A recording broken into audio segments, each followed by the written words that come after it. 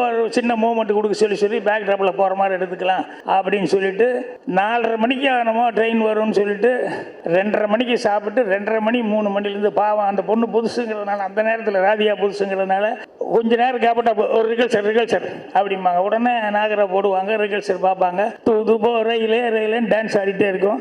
ஒரு 5 நிமிஷம் 10 நிமிஷத்துக்கு ஒரு தடவை ட்ரெயின் வர்ற வரைக்கும் பண்ணிக்கிட்டே இருந்தாங்க. மிஸ்டேக் பண்ணிக்கூடாது, கரெக்டாக ட்ரெயின் ஒரு தடவை மிஸ் பண்ணிட்டோம்னா அப்புறம் நாளைக்கு தான் கஷ்டம், அது இதுன்னெல்லாம் சொல்லி திருப்பி டான்ஸ் ஆட வச்சுட்டே இருந்தோம்.